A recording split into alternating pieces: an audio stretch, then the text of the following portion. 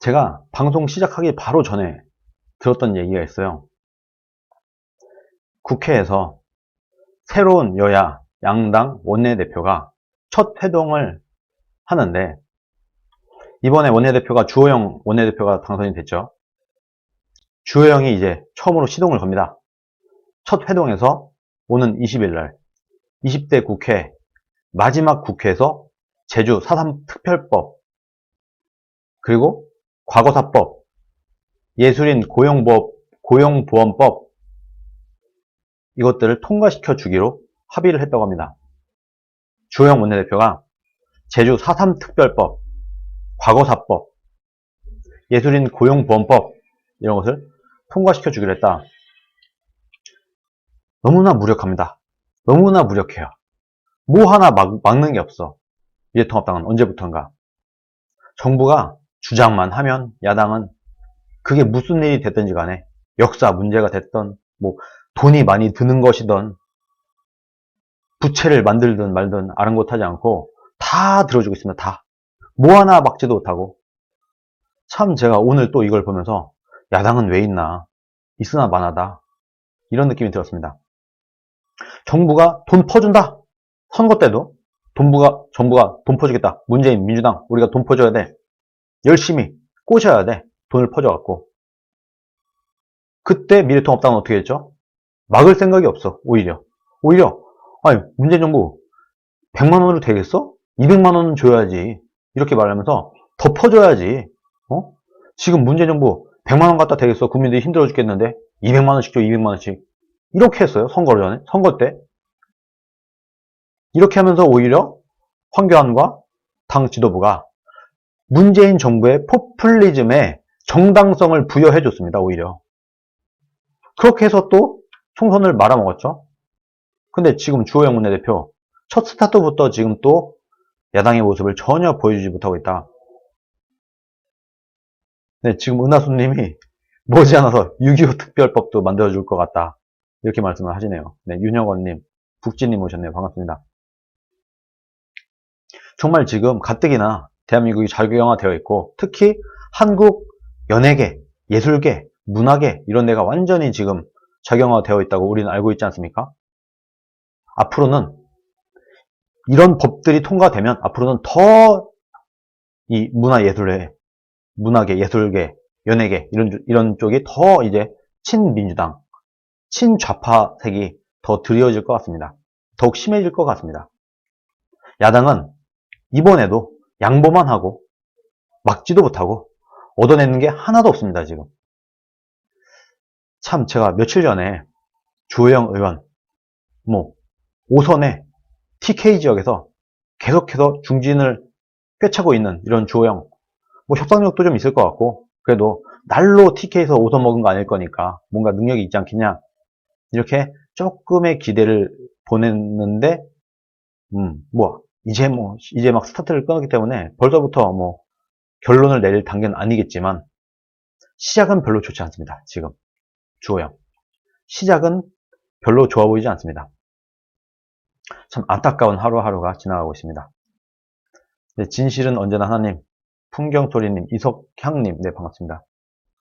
주호영 어떡해요? 주호영 파보면 김무성이라는데, 뭐 김무성이 안 친한 사람이 없어요. 김무성 당에 들어보면 지금 우파 유튜버들 그리고 우파 국민들 중에 상당수는 김무성, 유승민을 정말 때려 죽일 사람들인 것처럼 이렇게 얘기를 많이 하는데, 당내에서는 썩 그렇게 얘기를 하는 사람들이 없습니다.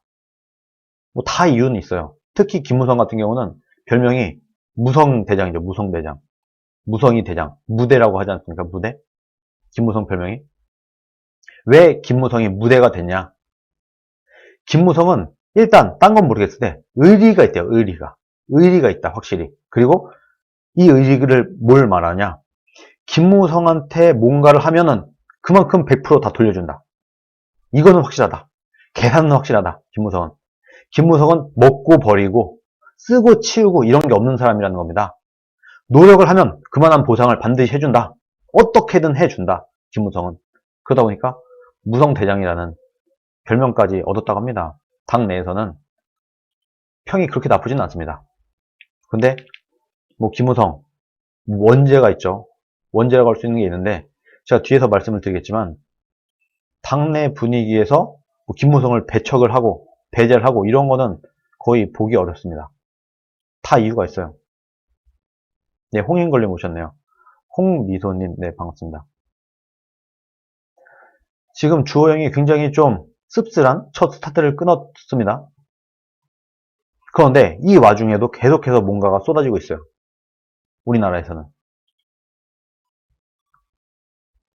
조국 안에 이어서 조국 안에 정경심이 석방됐죠. 얼마 전에. 그렇게 증거인멸을 시도하다가 붙잡혀왔는데 증거인멸에 우려가 없다고 하면서 조국의 아내 정경심이 석방이 되는데 곧바로 또 동생까지도 석방이 되었습니다. 오늘 총선 승리의 힘이다 이렇게 민주당에서 얘기를 했다고 하네요. 참 대단합니다. 뻔뻔합니다. 총선에서 이기면 조국 아내도 풀어주고 동생도 석방시켜주고 이래도 되는 겁니까? 이게 법치입니까? 조국 동생 선고 하루 앞두고 변론 재개. 법조계에서는 이례적이라고 합니다. 재판부에서 직권으로 보석 결정을 내렸다. 석방을 시켜줬다. 이것도 뭐 그다지 큰 이슈는 되지 못하고 있어요. 지금 제대로 야당이 야당다운 모습을 보이지 못하고 있습니다. 뭐 다 이유가 있겠죠. 당은 또 자기들끼리 권력 투쟁하고 이권 나눠먹기 뭐하고 이거 하느라고 바쁘고 우파 시민들은 다들 그냥 부정선거에 빠져갖고 요거 하나만 우리가 터뜨리면 모든 게 다 원위치가 될 거야 하고 다 가있으니 힘이 실리나. 네, 이선생님, 네, 하늘님, 블랙잉크님, 초이님, 네, 반갑습니다. 홍탁삼함님, 네, 안녕하세요. 조국 전 법무부 장관 아내 정경심, 친동생 조건 다 석방되고 있습니다. 그런데 이거를 참 분위기 파악 못하고 최민희 전 더불어민주당 의원이 석방이 되자마자 페이스북을 통해서 총선 승리의 힘이다. 국민의 힘이다. 총선 승리, 국민의 힘으로 이 사람들이 석방됐다. 이런 식으로 얘기를 한 거예요. 그런데 막상 올리고 보니까 기뻐서 일단 올렸는데 올리고 보니까 야 이거 좀 문제가 있다. 법에 의해서 엄정하게 판결을 내린 것으로 해야 되는데 최민희가 이런 말을 한 것 때문에 이게 정치재판이다 라는 프레임이 씌워질 수 있겠죠. 이것을 아차 하고 느끼고 바로 이 문구를 지웠다고 합니다. 총선 승리의 힘이다. 이 문구를 지웠대요. 그런데 이 재판을 한 판사가 누구냐? 서울중앙지법 형사 21부 김미리 판사입니다. 김미리 판사. 우리법 연구회 출신이라고 합니다. 좌익판사죠. 좌익판사 김미리 판사가 석방을 했다. 조국 동생을. 이러고 있는데 뭐 별다른 방어, 이슈 메이킹 하지 못하고 있습니다. 이제는 정말 민주당이 총선에서 이긴 게 맞구나 하는 것을 우리가 실감을 하고 있습니다.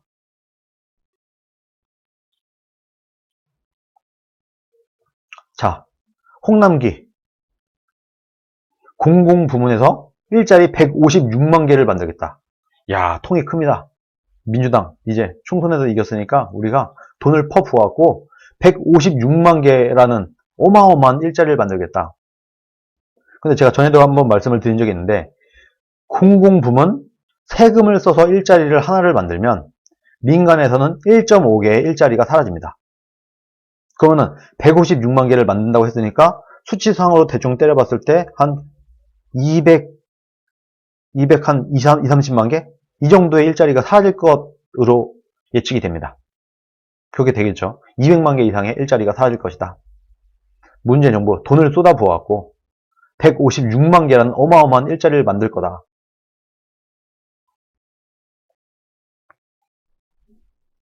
그 내용이 뭐냐? 보세요. 굉장히 어처구니가 없습니다. 청년층 경력 개발에 도움이 되는 공공 분야 비대면 디지털 일자리 10만 개. 디지털 일자리 10만 개. 민간 분야 청년 디지털 일자리 5만 개.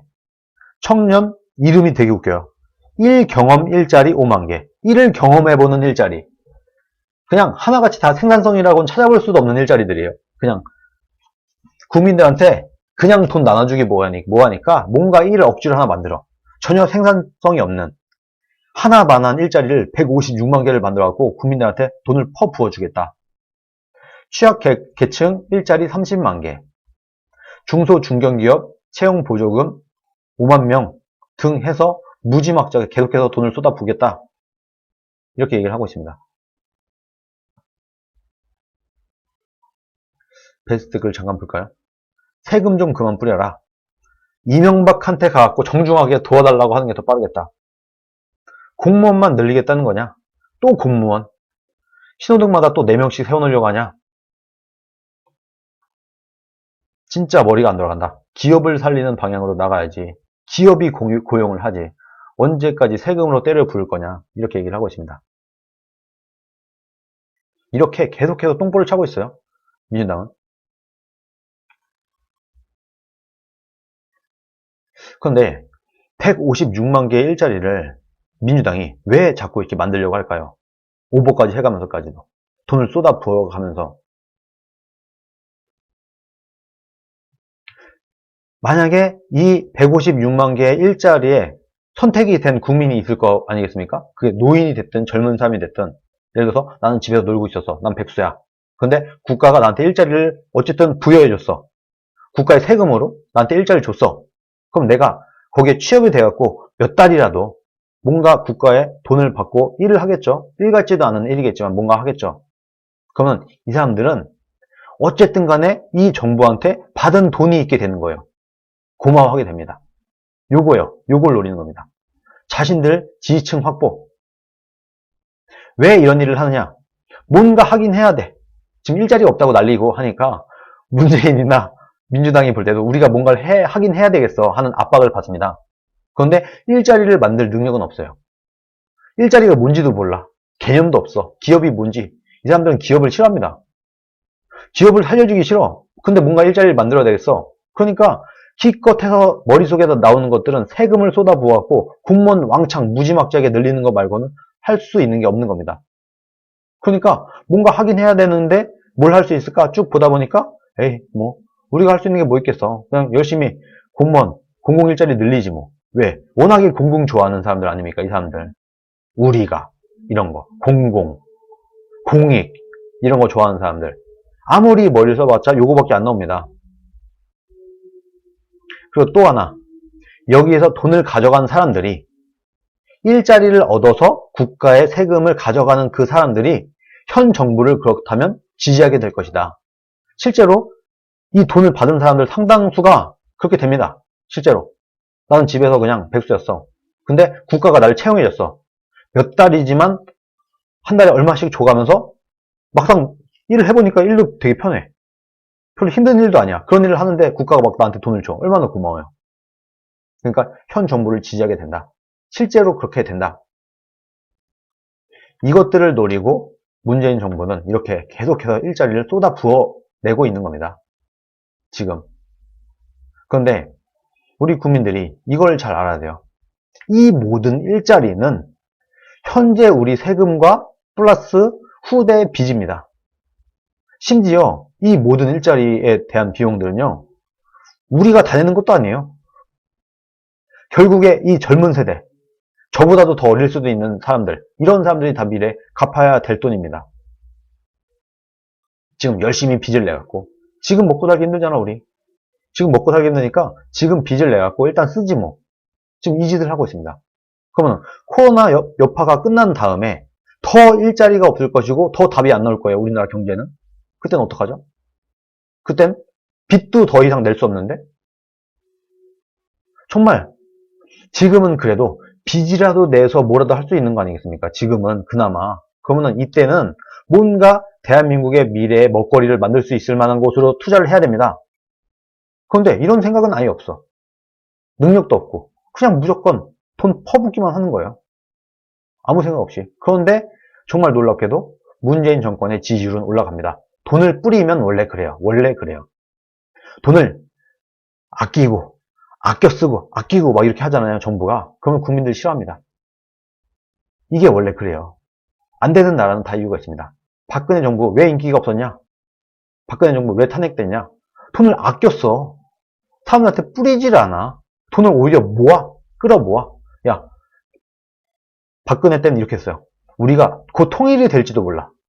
통일되면 돈이 천문학적으로 무지막지하게 필요하거든. 그러니까 우리가 좀 아껴갖고 돈을 많이 모아놓자 해서 박근혜 정부는 국민한테 인심을 안 쓰고 그냥 돈을 차곡차곡 모아서 통일 비용을 차곡차곡 쌓고 국가 재정을 아주 건전하게 잘 관리를 했어요. 그러니까 인기가 없지. 애들이 용돈을 팍팍 주는 부모가 좋지. 용돈도 잘 안 주고 아껴 쓰고 알뜰살뜰하게 하는 부모가 인기가 많습니까? 어떻게 보면 비슷한 겁니다. 열심히 대한민국의 미래를 위해서 아껴 쓰고 돈을 모으고 미래를 대비하고 이런 박근혜는 인기가 없어요. 거기다가 또 박근혜 대통령이 세금도 좀 늘렸어. 이거는 좀 문제가 있기도 하지만 어쨌든 간에. 그러니까 이 증세에 국민들이 반응을 하게 되는 겁니다. 그러니까 싫어지는 거예요. 근데 문재인 왜 지금 인기가 이렇게 많냐? 70% 지지율 왜 이렇게 올라가냐? 하늘 높은 줄 모르고 올라가냐? 돈을 무지막지하게 퍼부어 제끼니까 지금 박근혜가 모아놓은 통일비용, 박근혜가 모아놓은 모든 비용을 지금 2년 만에 다 털어먹었습니다. 박근혜가 5년 동안에 알뜰살뜰하게 해서 다 모아놓은 이 알토란 같은 국가 예산, 모아놓은 통일비용 다 쏟아 부었어요. 그러니까 인기가 많을 수밖에 없지. 여러분, 망하기 전 그리스의 리더들, 지도자들, 망하고 나서도 지금 베네수엘라의 그 좌익 세력들, 지금도 인기 많습니다. 돈 퍼주니까. 지지율이 높은 게 좋은 게 아니에요. 지금 그 짓을 하고 있다. 네, 이 변호사 선생님들 반갑습니다. 오로라님 오셨네요.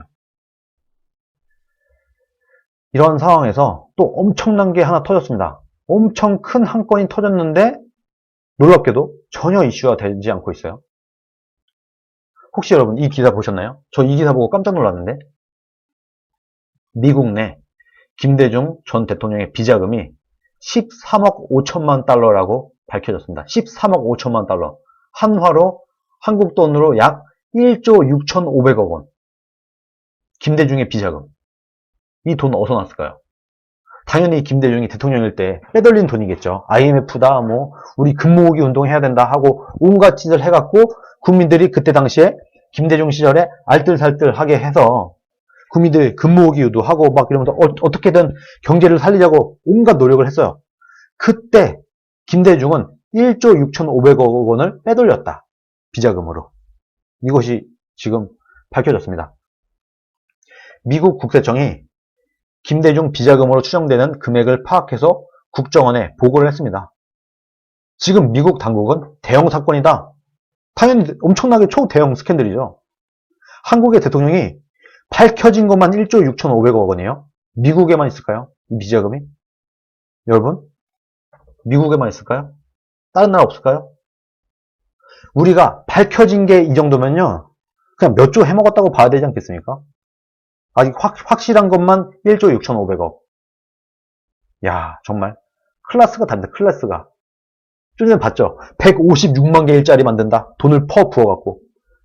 클래스가 달라. 얘네들은 돈 쓰는 게 그냥 시원시원해요. 시원시원해. 1조 6,500억 원. 야, 이거 상상이나 할 수 있는 액수입니까, 이게?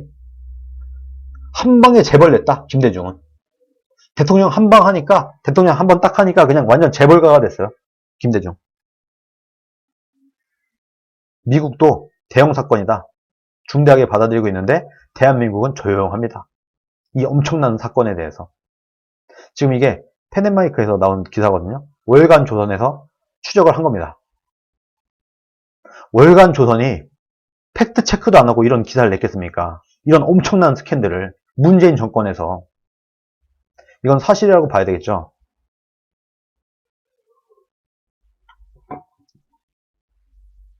월간 조선은 1억 1,300달러에 달하는 자금을 조성했던 수법에 대해서는 DJ 뒷조사 사건 재판에 증인으로 출석한 박윤준 전 국세청 차장의 증언을 실었다. 국정원의 DJ 비자금 추적을 도왔다는 혐의로 불구속 기소됐던 박윤준 씨는 당시 A씨가 은행 대출을 받아 이를 갚지 않고 디폴트 하는 수법으로 1억 1,000만 불 이상을 만들었다 하고 증언했다. 이런 식으로 은행 대출을 무지막지하게, 이거 어떻게 받았는지도 모르겠지만 어쨌든 이렇게 받아서 디폴트 시키는 방법으로 어마어마한 비상금을 만들어냈다. 분명한 사실은 한미 양국의 정보기관, 국정원, FBI, 수사기관 FBI, 그리고 비자금 추적 전문기관 IRS, 이런 것들이 해외 첩보망을 통해서 입수된 정보를 통해서 비자금을 조직적, 전방위적으로 추적을 했고, 그 과정에서 DJ 비자금으로 유력해 보이는 천문학적인 규모의 자금이 발견됐다는 점이다. 국정원과 국세청은 미국 당국과의 합동 조사 결과 비자금 실종 가능성이 다대하다라고 했다고 합니다. 이건 사실이다. 여러분, 이런 일이 만약에 예를 들어서 이명박이 1조 6천억 원을 해먹었다. 비자금으로. 박근혜가 수조를 해먹었다. 라고 기사가 떴다고 생각을 해보세요. 어떻게 되겠습니까? 이거야말로 정말 나라가 뒤집어질 일 아니겠습니까? 정말 메가톤급이에요, 이거야말로. 그런데 너무 조용해, 이놈의 나라는 지금. 문재인의 지지율이 미친듯이 높고 돈을 막 퍼붓고 하다 보니까 거기다가 야당은 지리멸렬해 있고, 지금 우파들은 그냥 오로지 그냥 부정선거에 매몰되어 있고 이러다 보니까 뭐 이슈가 되질 않아, 이 엄청난 기사가. 아니, 이명박은 뭐 다스가 그러셔서 누구 겁니까? 요거 갖다가 지금 감옥에도 가고 이 난리가 났는데, 김대중은 1조 6,500억 원을 빼돌려도 이렇게 조용한 나라가 되어 있다. 제가 이걸 보면서 정말 우리나라가 큰일 났다. 우리나라 야당, 대한민국 정말 이상한 나라가 되어버렸다. 지금 이 엄청난 사건들이 쏟아지고 있는데 하나도 이슈화 되지 않고 있어요. 야당에서도 이걸 물고 늘어져야 되는데 야당도 지금 다 뭐하고 있죠? 주호영 뭐하나요? 원내대표가 됐는데 이런 거 얘기해야죠. 터트려야죠. 정말 좀 이해할 수 없는 하루하루가 지나가고 있습니다. 제가 이걸 보고 이렇게 어마어마한 사건이 왜 이렇게 조용하지? 모든 언론들, 시민단체들 다들 뭐하고 있나 지금. 정말 놀라운 하루하루의 연속입니다.